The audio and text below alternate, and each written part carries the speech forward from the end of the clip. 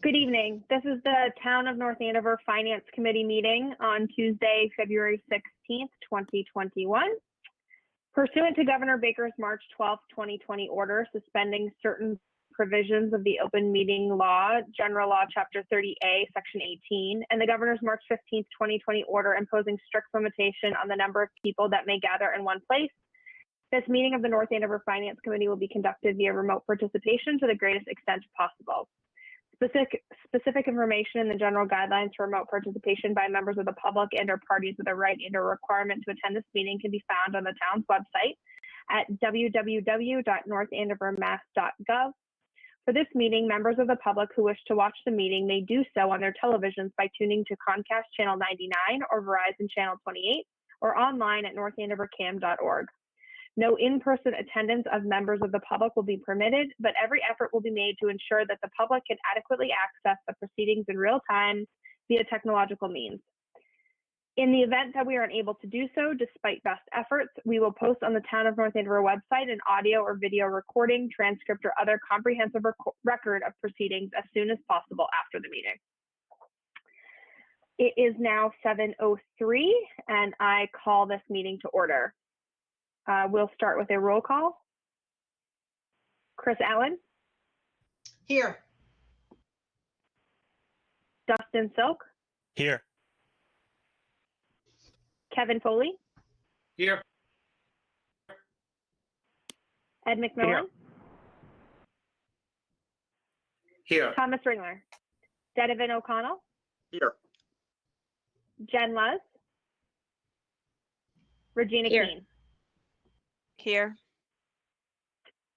Great. It looks like we have full attendance. I will also introduce our town manager, Melissa Rodriguez, and our finance director, Lynn Savage, who are also on the call. At this time, I ask that we say the Pledge of Allegiance.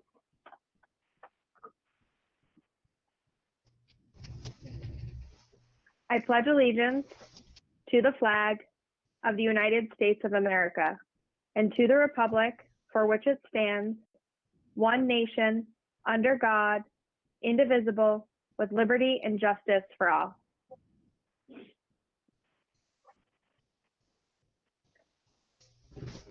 It is now 7:05. I have not received any public comment as of yet, so I'm going to check my email, make sure that none came in.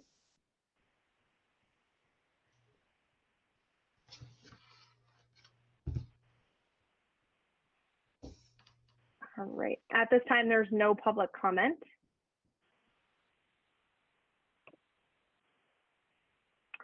Let's move on at this time to the presentation of the FY22 budget from the town manager and the finance director. Thank you both for being here tonight. I appreciate it, especially during February break. Thank you, Madam Chair. I'm going to go ahead and present my screen.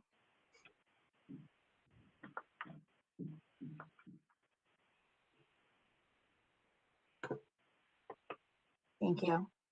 Okay. Some of these slides you've already seen when I was here a couple of weeks ago. So I forgive me for the repetition, but I want to make sure everybody has everything that they need. So this is the fiscal year 22 town manager's recommended budget. You know that typically I do bring all of the department heads with me, but the extra 35 people on Zoom is not easy. So if you would like to speak with any of them, I'm happy to have them come back to the next meeting. So this is a little refresher of what we saw back during the forecasting.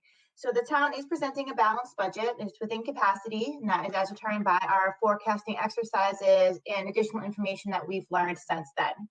This concludes consideration of the advice of the Revenue and Fixed Cost Committee. The $112 million number includes transfers to stabilization funds and funding of capital using free cash and is a comprehensive number.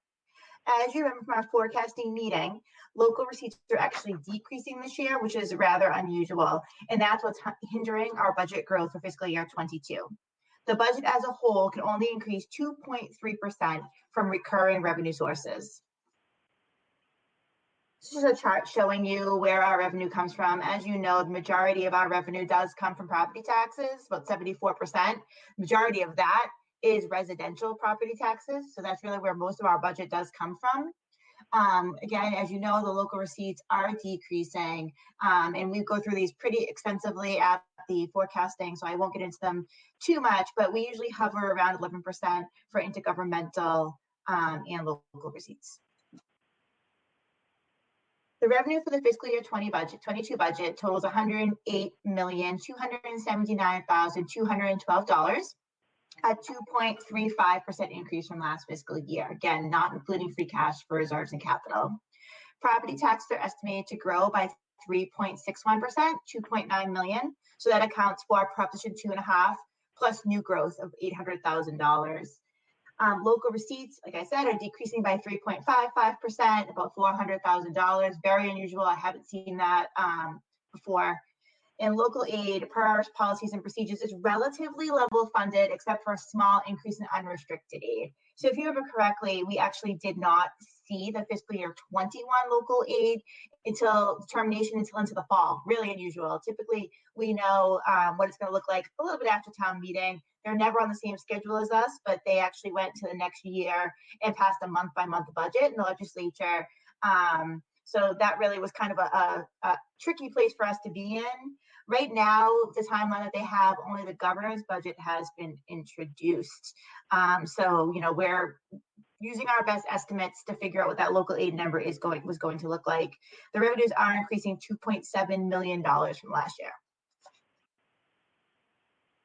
This chart shows our fiscal year 22 budget expenditures year to year. All of these charts are also in the budget book, as well as in the budget book that's available online and is linked to on our website, as well as in the Board of Selectmen agenda. So the 112 number, again, includes that capital, that reserves, things that are funded by one-time revenues, as well as state assessments. And so while we get aid from the state, we also pay the state for things. And so those assessments are included in this number. The total appropriation will be less than a 1% increase due to a decreased spending in reserves and capital. So last year, our capital budget was actually higher. And we're only seeing less than 1% between fiscal year 21 full adopted budget to the fiscal year 22 recommended. And again, this isn't surprising. You know, if you remember correctly, when we did the fiscal year 21 budget at town meeting, at all of our meetings, I talked a lot ad nauseum, I'm sure, about what I thought fiscal year 22 was going to look like and how it was not going to be a banner year. Unfortunately, that's where we are. But the good news is that fiscal year 21, we didn't cut the budget, and we're in much better shape than a lot of other people are. So this is just showing our 2022 expenses in a pie chart. Always, I'm a very visual person. So this is always interesting to me. I will note that 49% for education is not really a true number. It's really more like 70%, because the benefit costs, the insurance costs, even like things like liability insurance, vehicle insurance, are all in that employee benefit line, and also support services, like things like IT, facilities, they have a portion of that as well. So what actually happens is that Lynn goes through the budget with Jim Maley, and they figure out the exact cost to the school once a year, what should be assessed to them. That's how they figure out their per pupil assessment number. And so it's really more like 70% of the budget. The fiscal year 22 budget includes increases of 2.35% in departmental spending from fiscal year 21. The municipal departments are increasing by 0.6%. Support services is actually decreasing by 3.43%. A lot of that is because we're actually moving an employee, which I'll get into a little bit later. And the education budget is increasing by 2.5%. And I know some people love the percentages and some people love the numbers, so I try to always give both. So in numbers, the municipal budget is increasing by $147,000. I don't know whether to be proud or horrified at that, to be honest with you. But it's where we are. So the municipal side is increasing by $147,000. I'm beyond thankful to all of the department heads for their diligence. I mean, we got budgets in that were reductions, and I've never seen that.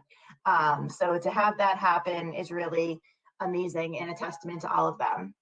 The school budget is increasing by $1,531,000. And again, support services is decreasing by $66,109. So I'll get into that a little bit.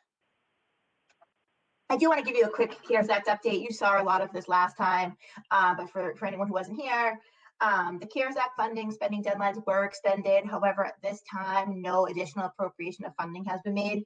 There's rumors that there may be an additional appropriation in March, and that funding will actually be a direct funding from the federal government. So last time what happened was the federal government gave the money to the state gave the money to the towns, and then we had this very kind of confusing and aggressive reimbursement process. The rumor is that's not going to happen, so that would be great, and we're all hoping for that.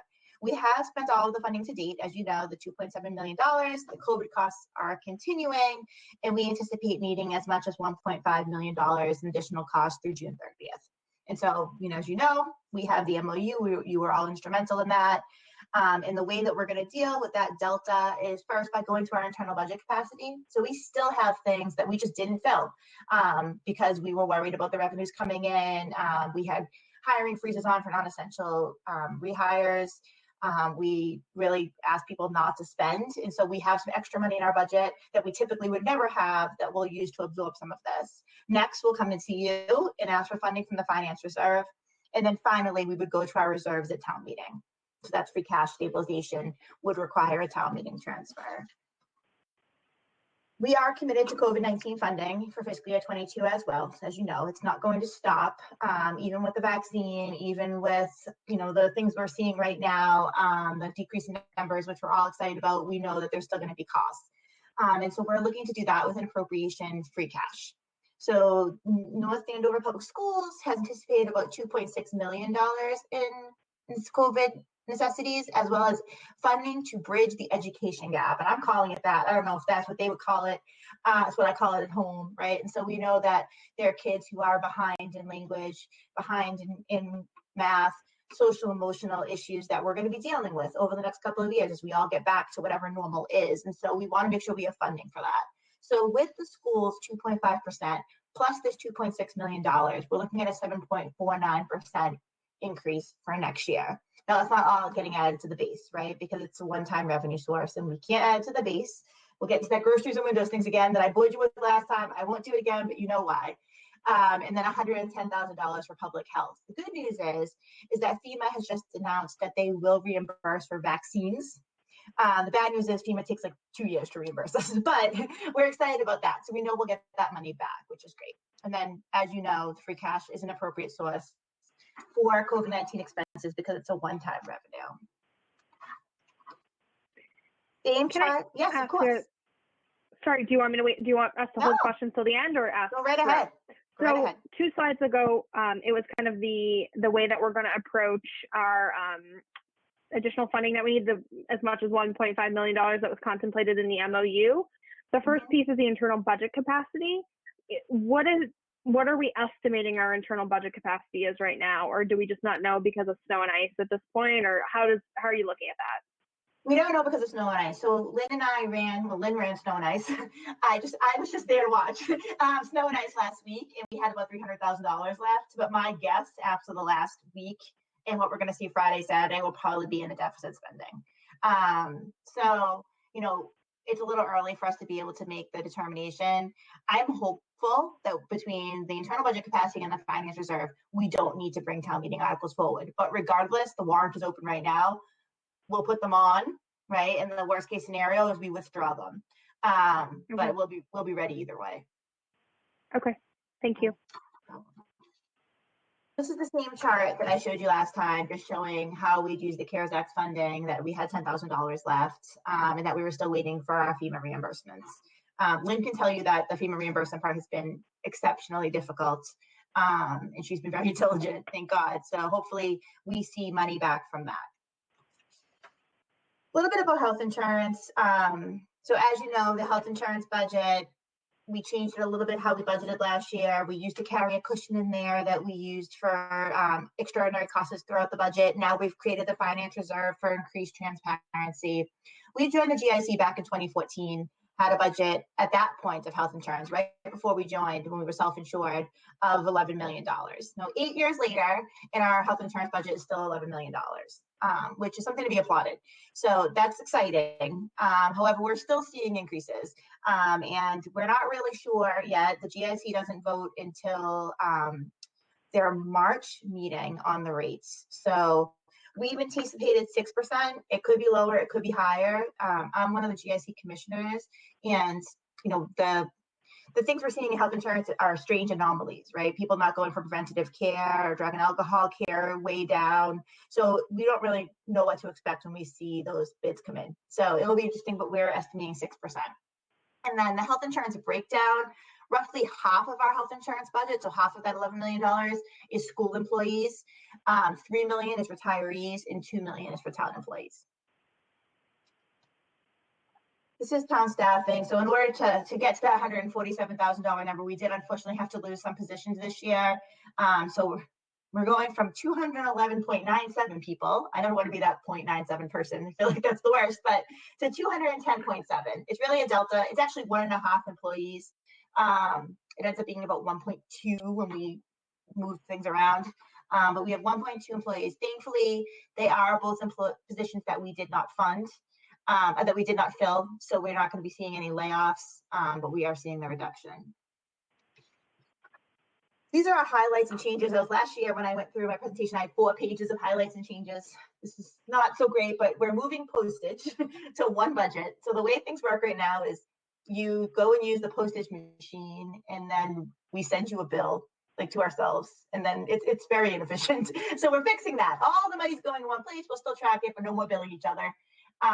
We managed to maintain the finance reserve at $1.5 million, so that's great news, especially for next year. Again, we are seeing a 0.2 in the community development office and the reduction of 1 full-time employee in the town clerk's office. We have moved the community support coordinator to the police department. So the community support coordinator was in shared services, was out of the town manager's office. During the pandemic, she has moved to the police department, and it's been a huge success. So we're going to continue to have her working out of there. We've moved her funding over there as well. The great news is that she actually has access to more funding than before, and it's been a really good partnership, so we're keeping that. We still have salary reserves for our unsettled collective bargaining agreements. So currently we're unsettled with DPW and just getting into negotiations for fiscal year 22 with police and fire. And so we do create salary reserves because you certainly don't want to settle a contract and not be able to fund it. So those salary reserves are created, and our COLAs are at 1.5% for fiscal year 22. Lynn, in her wisdom 3 years ago, when they started negotiating these contracts, told Dee that 1.5% was going to be all we could afford in fiscal year 22. So lottery tickets on Lynn, but here we are with a 1.5% COLA, thank God. So that certainly took a lot of the burden off when we were trying to create this budget. We're also going to be seeing some appropriations to reserves and other transfers. And again, this is a chart I showed you all at your meeting last month. So this is the worst case scenario. We're assuming there's no capacity within the budget at all. We have free cash certified at $10.8 million. We're going to have an annual town meeting, a special town meeting within the annual to deal with the fiscal year 21 budget. So we could see a transfer for the Stevens estate. As you know, we did have to transfer from stabilization using special legislation because of a deficit running in the Stevens estate where we could not certify our taxes. We transferred up to $300,000. I don't anticipate that we'll need that much, and I'm hopeful that the retained earnings in maybe capital articles will be able to be used first. So that's a worst case scenario. Schools' COVID expenses, if we can't find a place to absorb that, in the town's COVID expenses, if we can't find a place to absorb that, could be free cash articles. And then for fiscal year 22 proposed transfers, we have $140,000, and that brings us up to our 5% policy for stabilization. We're putting a little more in the capital stabilization, $350,000, and we're doing that because we're trying to save for facilities master plan 2. My hope is that when we go to do design, we're not having to take debt to do that, and we can kind of go into these reserves that we've created for these purposes. We have $4 million for the capital improvement plan, and then again that 2.6 for the school's COVID expenses and $110,000 for the health department's COVID expenses, which would leave our balance of free cash after town meeting at $2.3 million. And then we do expect around the April or May time period that Amazon permit fee, which would replace the fiscal year 22 free cash when it gets certified in July at that $5 to $6 million mark. Again, so you can't use it as a revenue source. It's coming in this fiscal year. We kind of have a strange timing on this where it doesn't hit that sweet spot, but it will give us a chance to rebuild this reserve that we typically use for capital and stabilization in the next fiscal year. Melissa, before you leave that slide, because Regina, can I just ask a Absolutely. question? Cool. So the school's COVID expenses for FY21, you have 750,000 there, but on a previous slide, was it 1.5 million that you think Yeah. is They have outstanding? yes, they have some other grants that they've received that they're going to use to offset. So, Okay, thanks. yep. Okay. And the free cash of 10 million, a lot of that comes from Columbia Gas settlement, right? Is that Yeah. like how much was it before I guess I'm trying to get an idea of like, I didn't pull this out from previous budgets, which I have, so apologies. But like, was it 5 million before and we had 5 million from Columbia Gas, or was it 2 million before? Like, what was normal before the Columbia Gas money kind of was a windfall? So, Do you know? I do. Hold on. I have a somewhere in here. There we go. Okay. So this is free cash history. Oh, thank you. That's exactly. No problem. So, you can see that around the 2018, 2019, 2020 periods where we really started to kind of build up our free cash. The Columbia Gas, so there's a couple of things that kind of, I think, are unusual that allowed us to create the amount of free cash that we had, particularly in the 2018, 2019 time period. We had Columbia Gas, which was kind of interesting in that we didn't spend our budget as we typically would. So, Columbia Gas was paying for a lot of police and fire costs and building inspector costs that typically we would be paying for. And so we turned back more money than we ever usually would, which caused us to create this kind of extra free cash. We also had some really large planning board fees, one in particular being the Amazon planning board fee. Typically planning board fees come in at like $20,000 to $50,000 a year. For 1 year, we had $500,000 because of Amazon, right? So we kind of had these like strange anomalies that all added up to create this extra free cash. Yeah. Okay. Okay. Thanks. Okay. So I'm just going to run through the enterprise funds. For the sewer enterprise fund, we have an operating budget increase by $369,000. The majority of this increase is due to the assessment from the Greater Lawrence Sanitary District. So again, this is one where we don't know what it's going to be. Jim sits on the board, Stanford, our DPW director, and he gives us an assessment. Our sewer rates are forecasted to remain the same. It'll be the 10th consecutive year of that. But we do anticipate that if the GLSD assessment continues to increase in the way that it is, we may need to change the rates in the near future, which would, I think, probably be positive, and we'll continue to study that to see where we are. We do have a salary reserve in both the sewer and water enterprise funds because they are on settled contracts. And the retained earnings for the sewer enterprise fund is $5.2 million. So retained earnings is like the free cash of the enterprise funds. The water operating budget is to increase by $271,000. Again, we're going to be keeping those water rates the same. We're going to continue that hydrant flushing program that we introduced last year that was successful. And so that's allowing us to do 1/4 of our hydrants every year. The last thing we want is for a hydrant not to work correctly because it's full of sediment. So we go through, we flush the hydrants, we do 1/4 of them a year. And so it's a 4-year program that would continue. And we have retained earnings in the water enterprise fund budget of $4 million. Stevens Estate is going to be kind of our interesting one this year. So we know it's been a difficult year for the Stevens Estate due to COVID. Obviously, they've really had a lot of restrictions on what they've been able to do there. I will say that John has been super creative and resilient. But when you can only have 25 people and you're a function hall at the end of the day, when you can't have events, it's really hard. So this year we have we brought in $70,048.85 in revenues.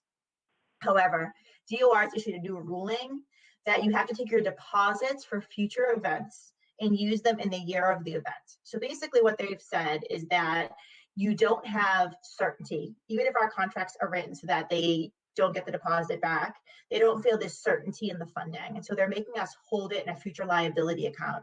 So if your event is scheduled for fiscal year 23 and you pay a $5,000 deposit in fiscal year 22, we can't count it towards 22 anymore, which is how we've been doing it for 19 years. So it created even more of a delta in this year than ever before. The revenues for fiscal year 21 through to 4 is now going to be $41,000 because $30,000 of that will need to be held for the future year period. Through to 4, we've had $138,000 in expenses, and there is a spending freeze in place. So right now we have furloughed one employee. We have the second employee down to 5 hours, and we've basically shuttered the building. We're currently running a deficit of $96,908, which would bring the retained earnings in that account to $2,809.54. So as you know, the Department of Revenue requires stabilization transfer. Due to the lack of revenue, we authorize a transfer up to $300,000. And so my plan right now is to bring forward a 4-month budget. I know I sent you all a memo on it, and you probably got it a couple of weeks ago. But basically, what we did was we looked at the events that we have coming up, and so we still have 12 events scheduled for fiscal year 21. We may be able to have, and we have 18 scheduled for fiscal year 22. So we went through and we had Joanna create a worst case scenario revenue. So basically, she took the events that were scheduled for before October. She took them down to the 50 people, which is more than the restrictions are now. Right now, you can only have 25 people outside. She took it up to 50 people, and we figured out what that budget would look like. And it brought us to around that $70,000 point. And then basically, we divided that by 4 and created a budget for a monthly budget. What we will have to do is, if the RFP does not get approved at town meeting, if the board decides to bring it forward to town meeting, that's due the first week of March. We had our first walkthrough last week. We've had about 8 or 9 people pull the RFP. So we've had a lot of interest. So we'll see what happens. If that happens, then technically what we would do is we'd put it on the warrant so that the approval of the contract was first, the enterprise fund was second, and then third would actually be the dismantling of the enterprise fund. So if the contract passed, we would take no action on the enterprise fund budget, and then we would vote to dismantle the enterprise fund to end it so we don't have to do it anymore. If not, if that does not happen, then we will have to have a fall town meeting to appropriate more funds. The issue is, if we created a regular budget, if we created a $200,000 budget or a $300,000 budget, and the revenues are not in place, we again would not be able to certify our tax rate. And unfortunately, the ability to transfer from stabilization, not at town meeting, was only present because there was a municipal bill that was passed to help us due to COVID, and that is going to expire. So that's our plan at this point. We're going to bring forward this 4-month budget, and we're hopeful that we may have the RFP pass at town meeting, and if we don't, then we know we're going to need to have a fall town meeting. There is plans in place to maybe have a fall town meeting for the Royal Crest project anyway. That's the calendar that we're working towards. That's not guaranteed. So this could cause us to have a fall town meeting if not. Any questions on that? Because that's complicated. Would we, yes, would we ever take the Stevens Estate, or would we consider taking the Stevens Estate out of an enterprise fund? Is that technically what the next step would be if the RFP was not successful? You know, whatever came of the RFP was not successful at town meeting? You'll remember that we actually had the Division of Local Services come in and review our enterprise fund. Lynn and I met with them last week to review their draft report, and I expect that we'll have a final report. They said this week, right, Lynn? So in the next few days. They put out 2 avenues or paths the town could follow. One would be to lease or enter into a management contract. The other one would be to make a policy decision at town meeting to put the Stevens Estate on the general fund. Now, the issue is, you know, we only can go up 2.3% this year. The town budget's only increasing by $147,000, and the state needs about $350,000 to run, right? So the only way we'd really be able to accomplish that without knowing that the revenue would be an override at this point, without knowing that the revenues were there. So as soon as that report comes to us, I will share that with everyone. But it was really helpful. They did a really good job. We were really happy with the results. So Great. And then I know you all saw the facilities. Oh, I already went through this. We'll go through it again. It's a 4-month budget, $73,380 total for the 4 months. $30,000 of that is salaries, $46,000 in expenses. And then again, just the facilities master plan too, we are working together on that. It's really important to recognize that with those capital needs is going to be operational impacts that we're going to have to address in our future budgets. So I know we talked a lot about this last time, but if you have additional classroom space, you don't only need teachers to occupy that space, but you have increased janitorial costs and utilities more. And so we really want to make sure we have a really comprehensive and well thought through program when we bring that forward. And I'm really excited to do that. We do have a consultant. I think I've gotten some questions on that lately. We do have a consultant that is working with us. We hired them right after I started here. They've kind of got us to this point, and then I've said we need some policy decisions that ET made. That's outside of our realm. Where we'll put it all together for you in the end. And that's why it's back at the schools for them to do their diligence. I just want to be really clear about this. So the school's done a lot of preliminary visioning that increases their budget by 4.5%. each year moving forward. And that's just for staffing needs. That doesn't include what the benefits would cost or the effect of on Medicaid of that, right? So there's all kinds of pieces that go together with increasing staffing. Just to be really clear, that cannot at this point be achieved within the constraints of Proposition 2.5. It would require either a huge new revenue source or an override. And so to bring that forward, I think we really have a lot of planning to do together. Each 1% is about $800,000. And I know a lot of people have said the Amazon's coming, but as a reminder, that Amazon first year only brings in $900,000 in new revenue. So, I think being realistic about where we're going and setting the table for that is really important because we have a lot of needs and they're really important needs. And I just want to make sure that we're coming at this from a way that we can be successful. Showed you this last time. There was a lot of talk about the levy. Again, the excess capacity for fiscal year 21 was only $123,000. I anticipate fiscal year 22 is going to be like that as well.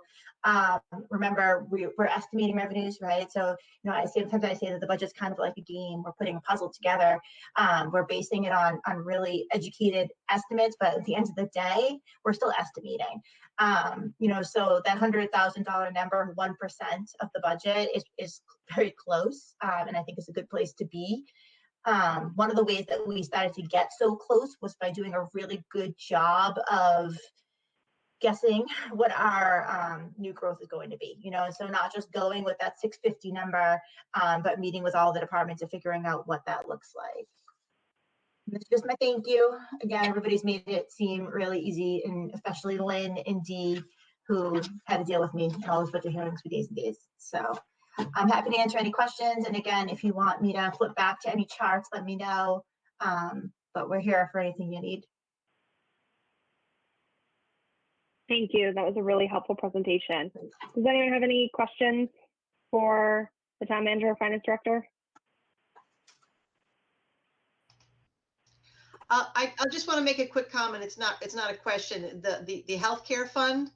Oh my goodness. When I consider back in 2007, 2008, and just a little bit beyond that, how we were increasing the healthcare budget by between 6 and 12% every year. That's just mind blowing. It really is. So nothing like the move the GIC just saved our butts a big time. That I'll never get over that. The shift. I mean, it's the reason we have new buildings in town. It's impressive. I know Lynn would agree. She knows. She knows. So anyway, props to you guys because that's a really good job. That's impressive. It is great. Thank you. Gentlemen, did you also have a question? I did. So thank you, Melissa. This was terrific. I really appreciate it. And I think, a lot of attention this year, especially, is probably given to the increased COVID expenditures. But I kind of want to turn that around a little bit. Like, have you been able to come across any opportunities this year? And by opportunities, I mean efficiencies, right? Like, have we discovered savings on things that sort of we thought, we always spent money on because we thought we had to, but because we're put in a situation we've not been in before, we've discovered we can live without or live with in a more limited fashion. And have any savings been realized in that manner? And maybe the answer is no. I thought it was worth asking. No, it's interesting, and I don't know. So Lynn watches the budget like a hawk and does the quarterly reports for us. This has been such a strange year. Like, we have costs that we never would have thought we had. Things that we did put on cares, obviously, but who would think we'd be paying for hotel rooms to quarantine firefighters in, right? Like, I mean, these are weird times. And with the work from home, I think, with our doors being shut for so long, I think that it just was kind of a weird year altogether. But Lynn, I can't think of anything we saw big savings. I don't know that we actually saw big savings. I saw a lot more efficiency.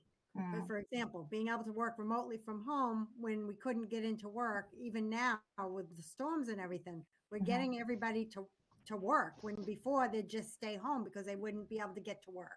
So we're getting the work done more efficiently than we were before. So I guess in essence, we might be able to find after the end of the year any types of savings that we come up with that would have been justified by what's going on now and what we're learning now.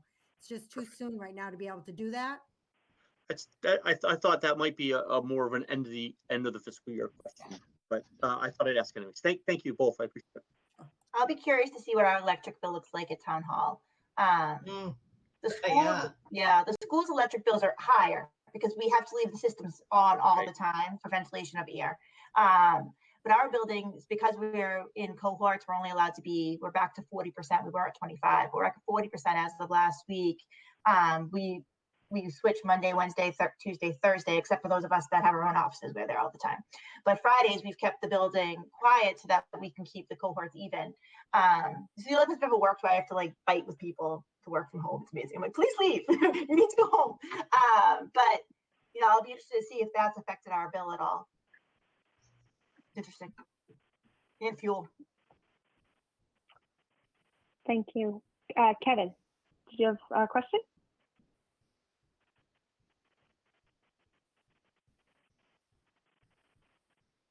I do. What is your timing on the outstanding collective bargaining agreements? Can you give us any sense of when those are going to be wrapped up? Sure. So I anticipate DPW will be wrapped up as soon as Monday. So Wow. we're very close with them. Police and fire, we're just starting. So we just had our very first meeting with police. Our very first meeting with fire, and we haven't had our first meeting with police yet. So they are up on July 1st. It's typically when we start is the winter. So we're just starting with them.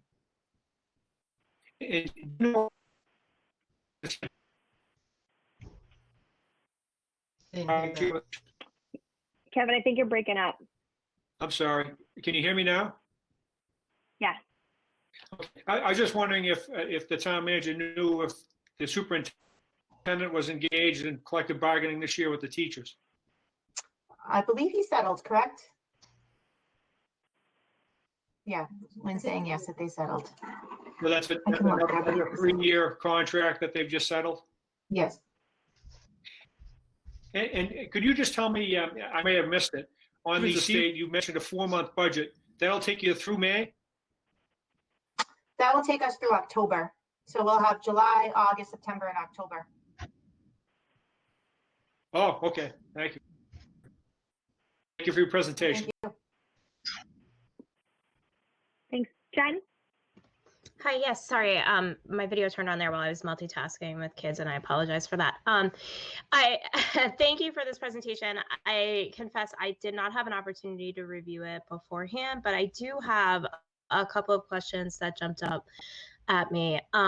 One, I noticed that there is $1.5 million for COVID-related expenses still through the end of the year. What exactly is that for? Is that for towns? Is it for the school? Like, how does that break down, and what are the anticipated costs?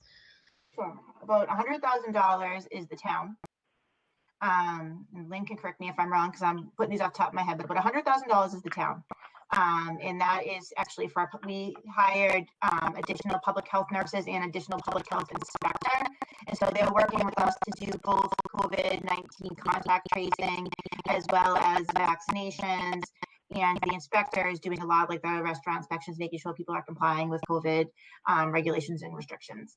So those are on the town side. The rest of them are school costs. But Lynn, correct me if I'm wrong again, but I believe the majority of them are salaries. Yes, it is. Absolutely. Majority is salaries for extra teachers. Yep. Thank you. And then sort of, this is more forward looking, but in the facilities master plan 2 slide, you talk about how the school is thinking about a 4.5% increase in the sort of out years to increase staffing, and then the additional needs that the schools will have related to additional buildings that we hope will eventually get built. This to me seems sort of expected with the scope of what the facilities master plan is, but I'm curious what sort of the thinking is and what the conversation is now that gets that teed up, because to me an increase like that sort of requires a bigger discussion and something that looks a lot different than what we've had in recent years with a consensus budget and people just sort of all able to come together and get something and present sort of a fully baked, easy to pass budget. And so what is the plan for starting to have those conversations and engage with people? Because I do think from people I talk to in town, there is a great interest in seeing additional funding go to schools and see, additional teachers and all of that. That's a policy question, but from the finance perspective, if there's a decision to be made and a conversation to be had, how are we teeing that up and when does that start? Sure. So Facilities Master Plan 2 will be done a lot like Facilities Master Plan 1 was done, and actually a lot like the master plan was done. So basically what happens is that the consultant does some preliminary work with the town, right? And a lot of that, it's so schematic, right? I think a lot of people think when you finish a Facilities Master Plan, you're going to have like construction documents. It's not what you have, right? You have ideas. You have basically a planning tool. So they get us through a preliminary planning tool so that we have something to talk about. And then we go through a really public process. And so there's listening sessions. A lot of the time, I think last time they did a charrette. There's a public process that we go through where we do surveys. We have meetings where we have kind of the town hall type meetings where people can call in. I don't know if you've gone to any of the meetings you've been doing recently virtually, but we've been doing kind of incorporating these like surveys within that have been really useful. And so there's a large public process that happens once we get through this initial schematic design phase part. And a lot of that gets kind of incorporated in and is done as we're doing that planning process. And so that's when a lot of the conversation starts, right? But you want something to talk about. And then I think, I talk a lot about setting the table for an override, right? And you have to do that, right? Because you don't want people to be surprised. It's something you talk about all the time. And so that's how I've been successful in overrides in the past. The town has to be really careful about how we do this. And so we can't, because it's going to also be on the ballot, right? So when you have an override, it goes to town meeting and then you have an election, right? And because it's going to be on the ballot, we can never really advocate or say vote, right? We're not allowed to do that. But what we are allowed to do is what we do about everything else that we're bringing to town meeting, and we educate, right? And through our education, a lot of the time ends up being advocating because it's something that we think is positive. And so what I typically would do is once we get past that kind of public listening period, we incorporate all of those thoughts, is we create a website for the Facilities Master Plan 2, kind of like we did for Amazon, like we've done for the Senior Center, where people start to learn about it. We do articles about it in the newspaper. We have a town hall. And we start just to make it normal, something you just talk about, right? And it becomes less stigmatized because I think people do get nervous when they hear the word override, right? It makes everybody get kind of anxious. But you have to really become an education tool. What's it going to cost people, right? If you're the average single family home in North Andover, what does this cost you a year? What does this get you? And you kind of break it down that way. And I have found that that's very helpful. Thank you. That's really helpful. And I do hope that those conversations happen and that my worry, I guess, looking forward is that there's a conversation about the facilities and then other people are somehow taken by surprise by the fact that this may, once you have the facilities, you have to fill them and that may involve an override at some point. And so I just hope that the conversation and the dialogue really sort of goes hand in hand and that those expectations are set because you hear a lot of dialogue about finances in the schools in particular right now. And so there's a captive audience ready to like engage on this. And I think that there's an opportunity to start some of that dialoguing soon. So I hope that we're able to take advantage of it. Honestly, it's why I keep saying it. Because we're walking towards the senior center building. We're pretty close to breaking ground on that. But we haven't really, there never was a conversation about the fact that the senior center is going to be twice the size of the one we have now, right? That conversation never came up. Or the fact that we're gonna have to clean that and we're gonna have, and so I think, or even buy furniture for it, right? Those are all things that go along with having a building. And so you have to be really honest about that because it is shocking. And so you'll see that within the facilities master plan too, that not only did I ask them to link it to the operational overrides, but I also asked them to build in an escalator because you can create a plan in 2021 and it's not gonna cost the same as in 2025. And so, I think having all of that in place creates a really transparent document. Thank you. Thank you. And Melissa, just to be clear, the conversation that's happening right now is that the subcommittee for the schools is evaluating kind of their needs, their facility needs. And then, they have a process. And then we would be in front of town meeting for the consultant's costs, right? Not this spring, so next spring, right? That would be and then the first project or several projects or however it was structured would be the subsequent year. So really it's 3 town meetings from now in which you would consider needing to do that. Is that timing correct? May 2022 will be design. May 2023, right, is when we would probably have our first project appropriation for actual building. It's interesting. Some people do like to do the design and the construction costs at the same time. I'm not really a big fan of that because I think you end up with bad numbers. One thing we did do this budget as well was we had $600,000 in debt falling off. And rather than let that fall off and get kind of eaten up, we made sure it stayed in the debt budget so that we have debt capacity to do some of this within the levy.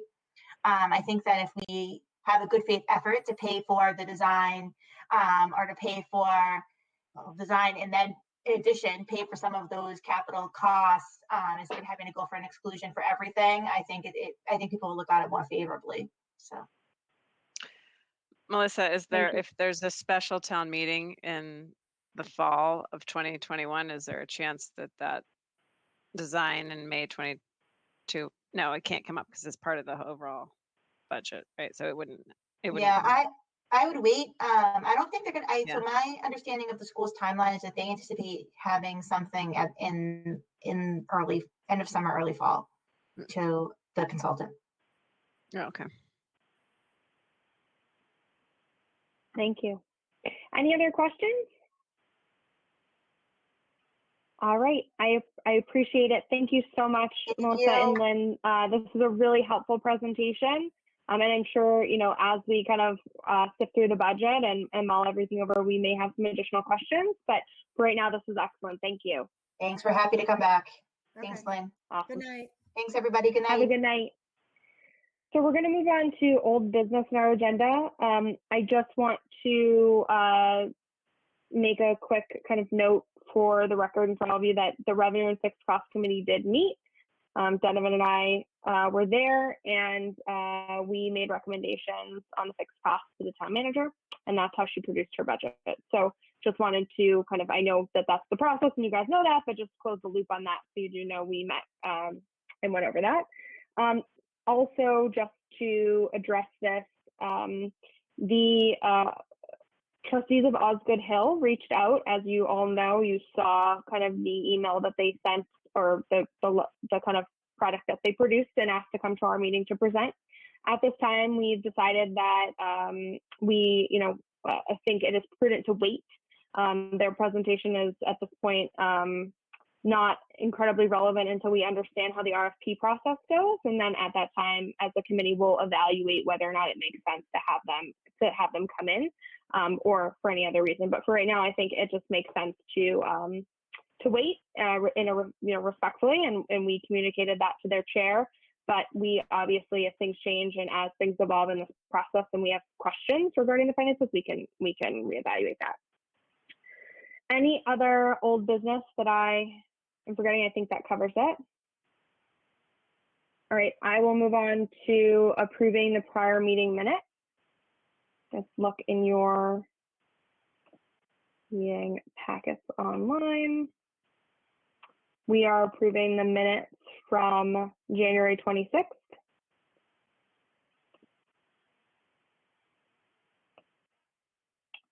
After you have a moment to review, I'll take a motion.